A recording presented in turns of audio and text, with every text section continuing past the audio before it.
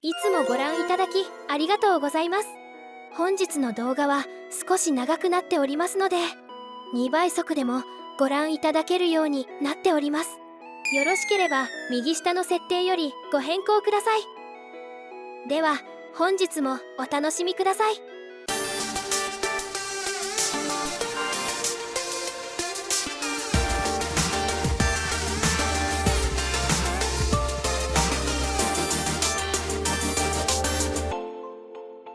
はいどうも、しんです。本日もアークサバイバルエボルブドをやっていきます。本日はペットのステータスについてのご紹介となります。ここはですね、かなり奥が深くて、完全に一から全部ご紹介していきますと、とんでもない時間になってしまうので、今回に関しては全体的な部分を主としてご紹介していきます。恐竜ごとの特殊な部分に関してはですね、また後日ですね、ご紹介していこうかと思っておりますので、よろしくお願いいたします。今回のご案内に関してなんですが、一応野生のお話は出てくるんですけども、基本ベースとしてはテイムできる、要はペットにすることを前提としたお話で区切らせていただこうかと思っております。では、今日は長くなりますので、一応前半はですね、基本的な部分というところでご紹介させていただきまして、ちょっとできるだけわかりやすくですね、で、詳しくご紹介させていただこうかと思っております。後半に関してはかなりディープなお話もご用意しておりますので、ちょっと長丁場になると思うので、概要欄の方にですね、いつも通りチャプター用意してますので、必要な情報だけでも見ていただければと思います。詳しくご紹介していこうかとは思ってますので、何かの役に立てればと思います。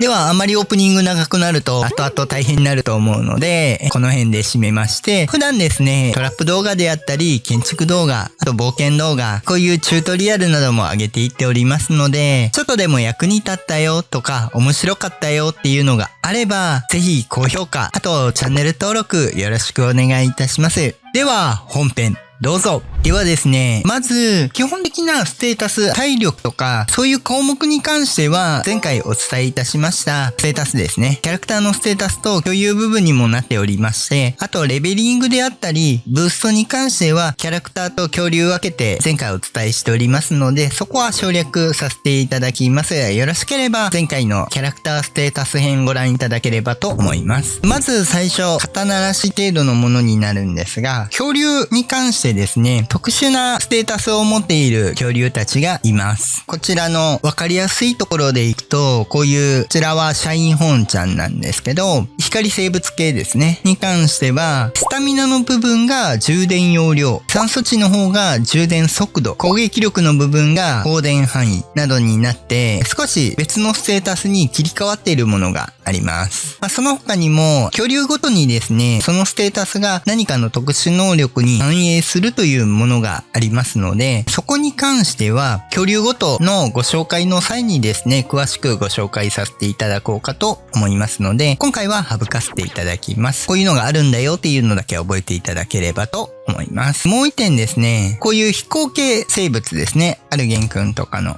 通常であれば、こちらのレックス君とかもそうなんですが、このように移動速度という項目も触れる状態が普通です。地上恐竜であればですね、海もそうですが、アルゲン君などの飛行生物に関しては、基本的に移動速度は触れなくなってます。ただし、今現在に関して、ローカルであったり、非公式サーバーなどのものに関しては、一応、サーバーの設定項目のところ、こちらですね、に項目が増えておりますので、こちらチェックつけていただくと、移動速度を触れるようになります。基本的に公式としては、移動速度は触れないというものに、そちらだけご注意ください。酸素値に関しては、酸素値が存在しないものがいます。水生生物とか、そういうところですね。療養のところとかで、そこも恐竜によって違う部分があります。正確に言うと酸素値無限っていうだけなんですけど、ここがまず恐竜によってちょっと違うところが出てくるよっていうところになっております。続いて、今こちら3種並んでるんですが、これはレックスくんですね。こちらに関してなんですけども、それぞれ恐竜の種類によるんですけども、原型とい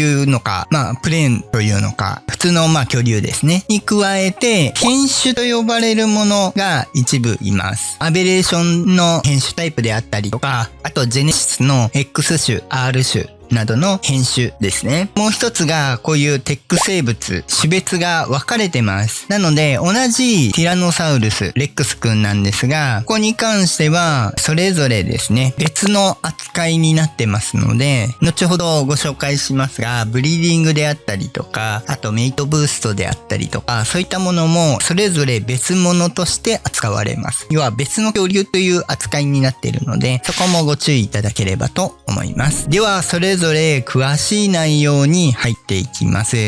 今回ですね、レックスくんをまず見本として出していきますね。それぞれ恐竜のステータスっていうのはこういう感じになってます。この場合レベル225なんですが、それぞれ攻撃力であったり、体力であったりですね。攻撃力とかはパーセンテージになってます。なので、スピードもパーセンテージなんですが、それぞれ恐竜に関しては基礎値というものがあります。ゲーム上で基礎値を見ることはできません。概要欄に公式ウィキ貼っておきますので、一応公式ウィキの方でそれぞれ恐竜ごとの基礎値を見ることができます。レックスくんの場合はこういった感じですね。ここに関してなんですけども、この基礎値にいろいろレベル1からですね、ポイントを振られていって、今のステータスが存在しているというものになっております。ポイントに関してなんですが、簡単に言うとですね、まず、ゲームしたぐらいまでに関しては、基本的にレベル分ポイントがランダムに振られるというなってくるんですが、ブリードをする部分に関しては、基本的にはどっちかというと、ポイントが何ポイント振られているから、レベルがいくつみたいな感覚になってきます。ポイントに関してなんですけども、こういう形で、スマートブリーディングとい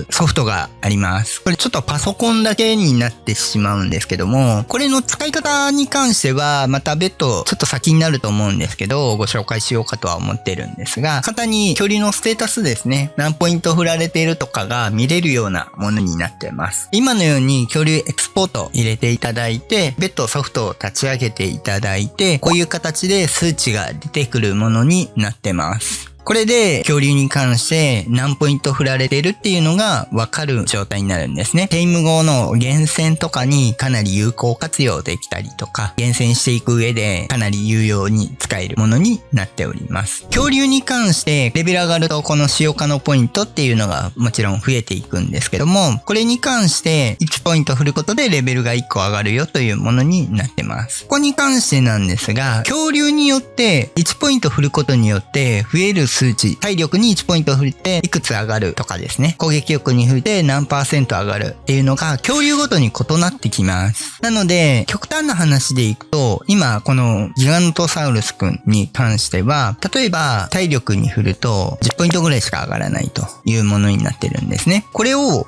例えばアルゲンくんで振ったとすれば 2847.3 が3200まで400くらい上がってますね。さっき10ポイントぐらいしか体力増えなかったと思うんですが、恐竜ごとにこのように増える数値が違います。ギガントの場合は特に特殊なんですが、攻撃力以外に振っても大して数値は増えないっていうものになってます。あともう一個ギガント特殊なのが、野生からテイムした場合に弱くなってます。数値とかがですね、ぶっ壊れの最終恐竜なのでこんな感じになってるんですが、一応ブリーディングの時にもご紹介しようかと思ってるんですが、簡単に言うとブリーディングすると元の野生値で計算されるので、急激にテイムしたてのものと差が大きい恐竜になってます。かなり特殊なものになっているので、ここに関しては別途お送りします。恐竜のステータスについてなんですが、まず色々とボーナスがつくものがあります。一番わかりやすいところでいくと、メイトブーストというものがありまして、ここに関してはオスとメスですねに関して近くにいる状態ですね。今回今原型でオスメスティラノサウルスくん用意しました。ちょっと、餌箱のマークがついてるんで分かりにくいんですが、名前の上にハートマークがついてますね。こちらがメイトブーストの印になっております。こちらに関してなんですけども、まず先ほどご案内した通り、原型は原型同士でしかメイトブーストがつきません。変種であったりテクはそれぞれ変種同士、あとテック同士でないとメイトブーストがつけません。メイトブーストの効果の部分になるんですが、まず1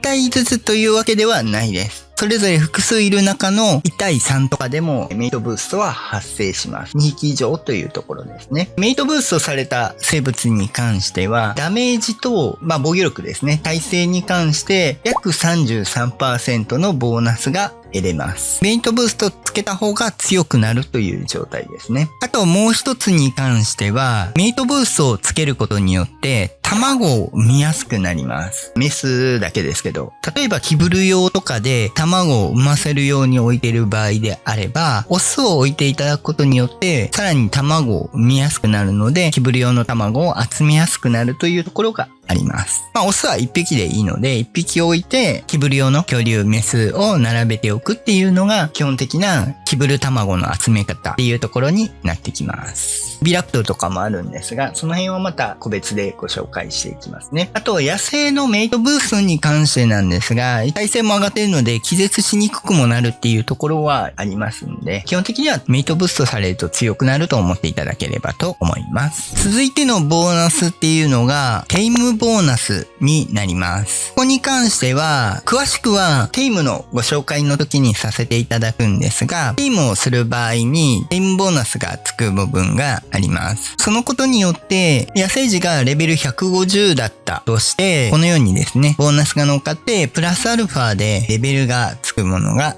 あります。まず、テイムボーナスについてなんですが、通常、野生児、最大で公式であればレベル150っていうのがいるわけなんですけども、どういう状態かというと、149ポイント。元が1なので、149回上がって149ポイントを、ランダムに割り振られるものですね。ステータスとしては、通常、体力、スタミナ、食料、酸素、重量、近接攻撃、移動速度にランダムに振られます。移動速度に関しては割り振られた場合、野生児の上昇値は0のため、基本的に実質無駄なポイント消費っていうところがあり得ます。レベルよりも数値なんか低いなっていう時は、おそらく移動速度にポイントがいくつか振られてるっていうことになります。あと、酸素値に関しては、無限系の生物に関しても、ステータス自体は存在しているので、振られることになります。ただし、先ほどご案内した飛行生物に関しては、移動速度のステータス自体が存在しない扱いになっているので、割り振りが7種類から6種類になります。なので、割と高いステータスが出やすいという部分は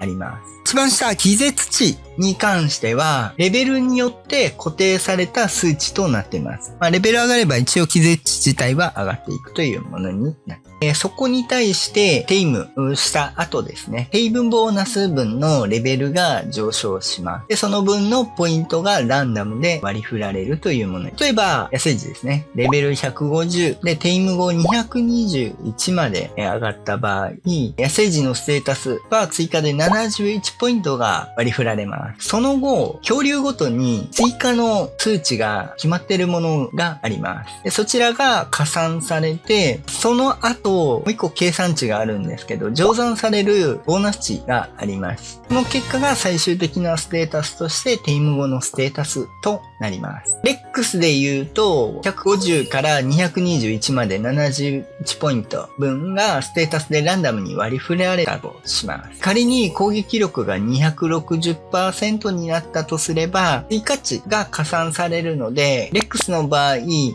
接攻撃力の値が 7% になるので、先ほどの 260% にプラス 7% して 267% になります。で、これに、こういう計算値ですね、がありまして、今の計算を入れると、レックスの場合、この乗算するポイントが 17.6% という計算式になっているので、当てはめてみると、317% という数値になります。これが最終ステータスになって、テイム後、インベントリー開いて、こういった形で数値が出てくるというものになっています。テイム後のボーナスということになります。続いて3つ目の部分で、ブリーディングの刷り込みボーナスっていうものがあります。これに関しては、ちょっとブリーディングがですね、ちょっと間に合わなかったので、ちょっとお見せは今できないんですけども、まず完全な刷り込み、全部ですね、刷り込み 100% までいったとして、ステータス値がプラス 20% まずされます。で、一応このブーストに関しては、速度と気絶値は適用されます。ただ、スタミナと酸素には適用されません。基本ステータスが増加する感じですね。先ほどご案内した通り、ギガの体力ペナルティとかですね、影響を受けないので、最終的に 20% 前後になる場合が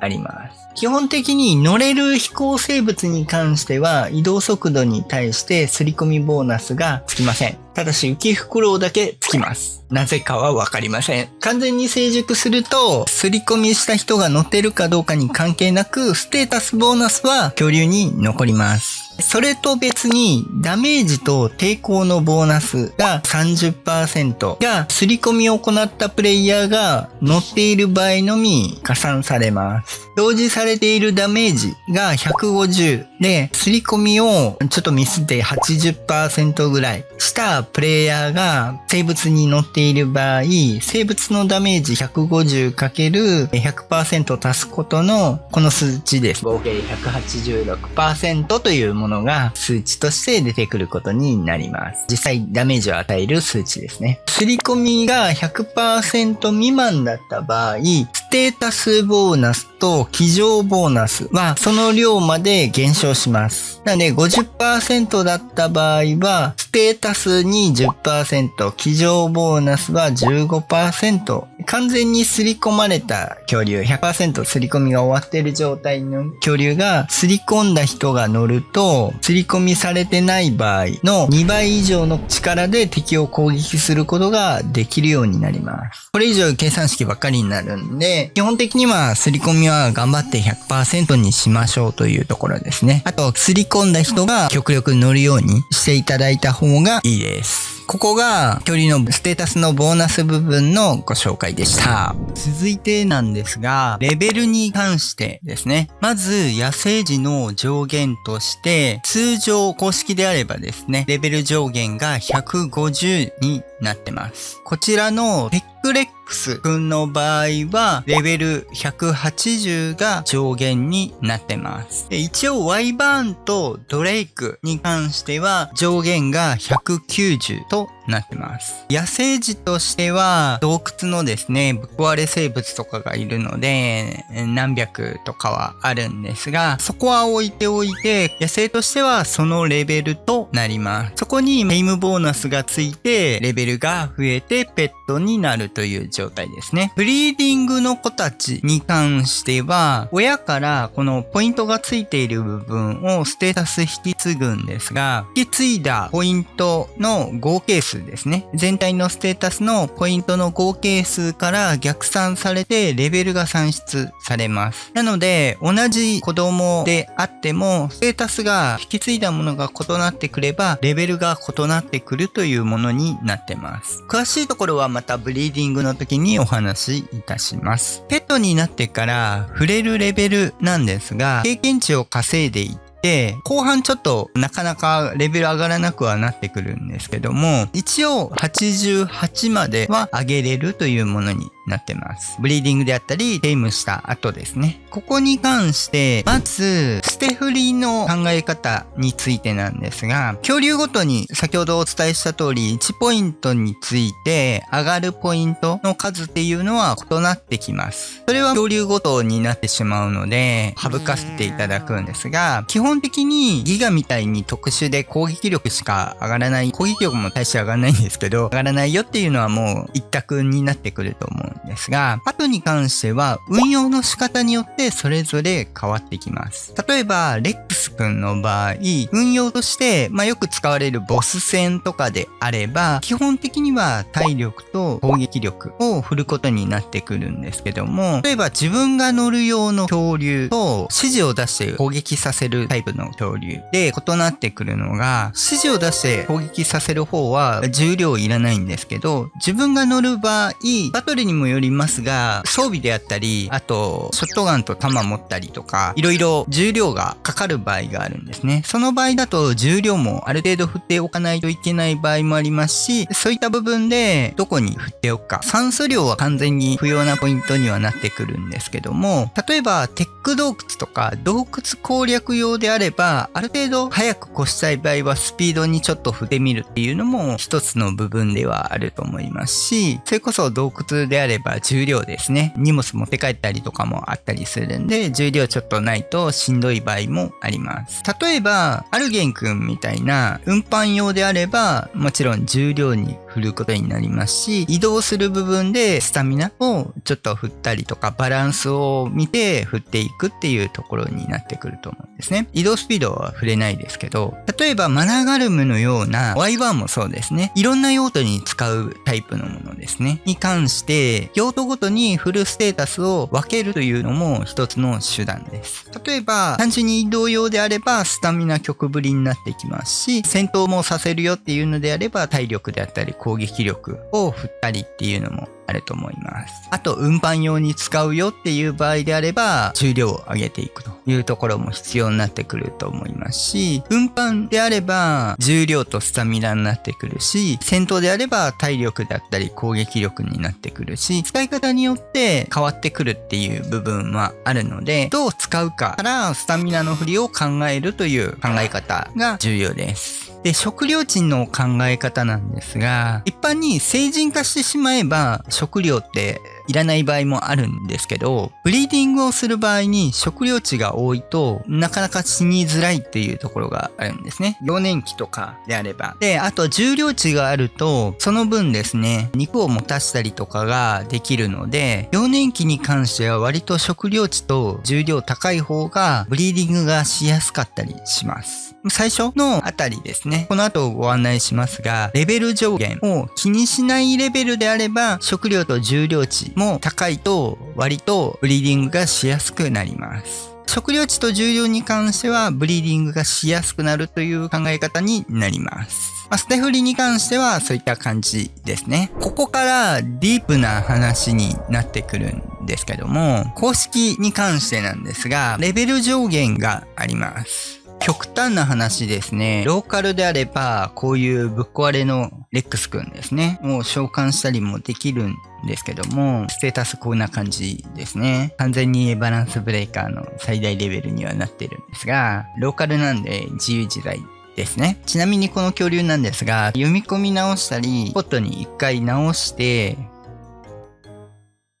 もう一回出したりすると、レベルはそのままなんですが、ステータスは普通になります。攻撃力なんかは高いですけどね。そこは置いときまして、ちょっとした余談でした。公式に関してなんですが、レベル上限が450になってます。これに関しては、テックレックスくんも最初出てくる野生児のレベル上限は180なんですが、レベル上げていく上での上限としては450は一緒です。まず450ってどうやって上がるのっていうところに関しては、ブリーディングですね、の時に詳しくお話はしますが、ブリーディングすると変異というものがあって、変異するとポイントが2ポイント分ランダムになるんですが、引き継いだステータスにプラスされます。それを積み重ねていくことによってステータスが強くなるというものになってくるんですけども、そこに関して繰り返していけば最終的にどんどんレベルが上がっていくというものになってます。もちろん高いステータスだけを厳選して積み合わせていくだけでもレベルは高くなります。まずレベル450になるとどうなるかというところなんですが、ここに関してはサーバーに存在できなくなります。450以上に振れなくなるのかっていうと、そうではなくてですね、振ること自体はできるんですけど、サーバーに存在ができなくなります。450以上になってしまった場合、ちょっと実体験なんで正確なところはわからないんですが、単純にログインし直した時か、もしくはサーバー再起動とかが入ったタイミングなのか、ちょっとどっちかわかんないんですけど、消えます。もう一つあって、ポットに入れた場合、出せなくなります。多分サーバー上に落とせなくなる、生み出せなくなるいうことなんだと思うんですが、エラーが出てポットから出せなくなります。消えはしないんですけど、ポットに残り続けるっていうものですね。なので、450以上になったものをポットに入れる、ポットを1個無駄にするということになってしまいます。ここに関してレベル450以上なので、449で止めないとダメです。450にしちゃうとアウトになってしまいますんで、最初の時よくわからなくては焦ったんですけど、いろいろ調べて、結果、そうなんだっていうことに気づいたんで、もしかすると知らない人もいるかもしれないんですけど、そういう作りになってます。公式の場合ですね。そこに関しては、多分ブリーディングで育てる場合と、公式の場合、もらったりとかですね、があって、知らぬ間に450いける恐竜を手に入れて、それ以上にレベル振れるから振ってしまうと大変なことになります。せっかくの恐竜が出せなくなるっていうことになってしまうので、ブリーディングした後だったらいいんですけどね、ご注意ください。次にですね、ステータスに関してなんですけど、やはり上限として88振れます。ここまで上がること少ないと思うんで、50とか60ぐらいを目安に考えたらと思うんですけど、449が上限なので、399とか380とか、そのあたりで詰めていく感じですね。ステータスを厳選していく上で、ブリーディングでですね、例えばボス用であれば、先ほどご案内した通り、体力と攻撃力をホームベースとするので、最初の頃はいいんですが、酸素値とか食料値もポイントが振られていればレベルに加算されます。なので、攻撃力と体力にポイントが触れるところがですね、少なくなってくるんです。なので、上限まで行った場合に、またそこから一癖、ブリーディングが必要になりまして、次にすることが、例えば不要なもの、スタミナは必要分ですね。酸素値とか食料値とか、重量を削っていくという作業がいります。逆に野生の要は低いやつですね。食料値が低いやつと掛け合わせて、低い食料値を引き継ぐ恐竜、かつ体力であったり攻撃力は高い数値を引き継ぐブリーディング、子供を産むという作業が必要になってきます。実はこれが一番大変です。ブリーディングをする上で、基本的に確率なんですけど、55% なので、割と高い数値を引き継ぎやすいように一応できてるんですね。比べると。なので、低い数値を引き継ぐようにブリーディングをするっていうのが、なかなか大変です。それをして食料値に振られているポイント数を体力や攻撃力、いわゆるレベルを下げて振れるようにするっていう作業が必要になってきます。そこからは、変異で上げてもいいですし、自分のポイントで振れる具合でもいいですし、そこは状況によると思うんですけど、完全に廃人レベルの話ですね。ただひたすら強いステータスを集めればいいということでもないので、ここからがまさに廃人レベルのブリーディングになってきますね。そこまでするかどうかもあるんですけど、余談というかちょっとディープなお話ですね。一旦ここまでがディープなお話で、一旦ちょっと普通でもないんですが、戻りまして、X 種と R 種についてお話ししていきます。これに関してなんですが、まず通常種と違うところとして、X 種に関してはジェネシス1の方で出てくるんですが、野生児に関しては防御力がクソ高くなってます。野生の話なんで細かいところは置いておきますが、ティームするとそのボーナスはなくなります。ちなみに R 種に関しては、変わりないです。ただ、それでもですね、テイムした後、普通の原型と違うところがあります。先ほどご案内した基礎値に関して、同じレックス君でも、このようにステータスが異なるんですね。簡単に言うと、要は体力がちょっと低くなって、攻撃力が高めに設定されてます。これは R 種も一緒です。これによって攻撃力が出やすいということになりますね。どちらにせよ、ボス専用だと体力も必要だったりはするので、どっちに、ポイントじゃないんですけど、どっちにポイントを振るかっていうところにはなってくると思うので、難しいところではあると思うんですが、もう一個、ディープ側の話になるんですけども、大きな違いがあります。先ほど、レベルの上限が450とご案内しました。公式の場合ですね。ただし、X 種と R 種に関しては、レベル上限が500に設定されています。なので、どういうことかというと、レベルを50多めに触れるようになるんですね。その分多めに変異を重ねないといけない部分はあるんですけど、レベル50上げれるのが増えるということは、驚異的にステータスが異なってくるものになります。最終的な部分でですね。なので、すでに強いのを持っている人が今からやるのは難しいかもしれないんですが、かなり時間のかかる話になるんで、何ヶ月というかもう年単位の具合になってくる可能性があるんですけども、まず今からその変異を重ねて最強の恐竜を作るぞってなるんであれば、X 種もしくは R 種で厳選をして変異をブリーディングを重ねていくっていうところをしていただいた方が、完全にいいですよねっていうところになってきます。ちなみになんですが、X 種と R 種ですね。厳選しそうな恐竜に絞ってはいるんですけど、こんな感じになってます。ちょっと全部は多分入れれてないと思うんですけど、ある程度利用用途が高いもの、厳選して、レベルを上げたいなっていうところに関して書き出してみました。なので、ちょっと X 種と R 種に関しては、カラーリングもかっこいいんでいいんですけど、特別扱いされているっていうところになってますんで、ぜひお試しいただければと思います。変異とかそのあたりに関しては、またブリーディングの時にですね、詳しくご案内させていただきますので、お待ちいただければと思います。こちらがギガノトサウルスくんの R 種になってます。ギガノトの場合はどちらにせよブリーディング、1回はしないと本領発揮できないので、ブリーディングしないといけないんですけども、どちらにせよ R 種で重ねていただいた方が最終的にはやはり使えるよと。原型でも十分強くなるんで、あれなんですけど、出番もエクスティンクションぐらいしか出番がないかと思うんですけど、そんな感じですね。出番というか、普通に強いんで普通にできるんですけど、活躍できるところといえば、テック洞窟内は多分まだ出せるはずなんで、テック洞窟内で使うか、エクスティンクションで使うかぐらいしか出番少ないとは思うんですけども、結構有効活用できるので、頑張ってみるのも面白いかと思います。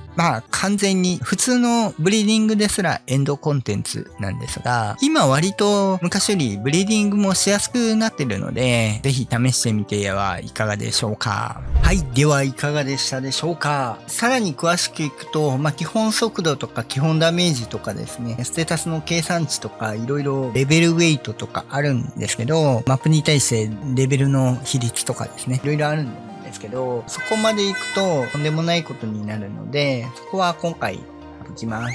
多分ご案内自体も明確なところがよくわからない部分もあるんで、省きます。数値の方は数値あるんで、公式ウィキ見ていただければ見ていただくことが可能です。突然変異のことに関してはブリーディング編の方でご紹介していこうかと思っておりますので、お楽しみにお待ちいただければと思います。ちなみにブリーディングも通常のブリーディングと突然変異と多分分けることになると思います。その前にですね、テーマに関してご紹介する際に、再度テーマボーナスについてはご紹介しようかと思ってますので、よろしくお願いします。それぞれ恐竜に関してですね、重量軽減などであったりとか、特殊能力ですね。この間ご案内したサドルをつけると、すり鉢の効果がついたりとか、アルゲン君みたいな作業台の効果がついたりとか、そういう特殊な生物もあったりとか、あと運搬可能な生物とかですね。それぞれ恐竜固有のものが出てくるものに関しては、別途ご紹介していこうかと思っておりますので、お待ちいただければと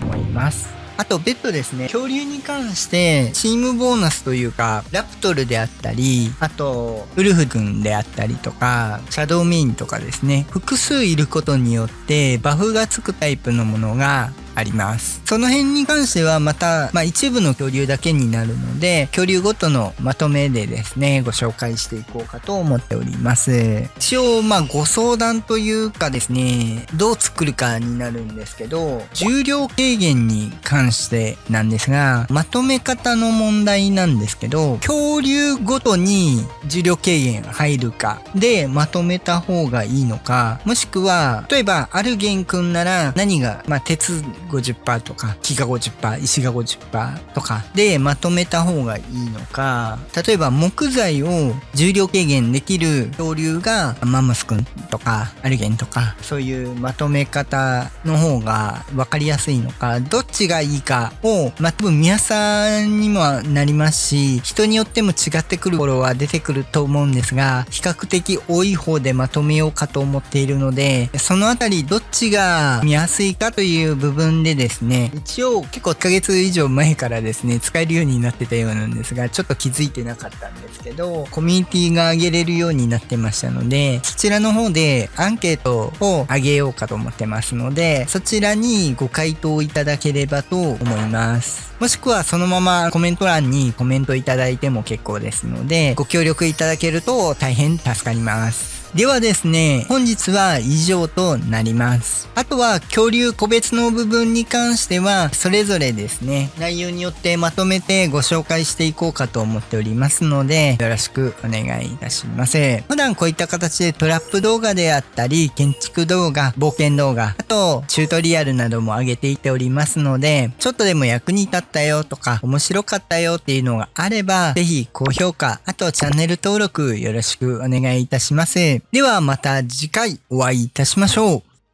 バイバイ。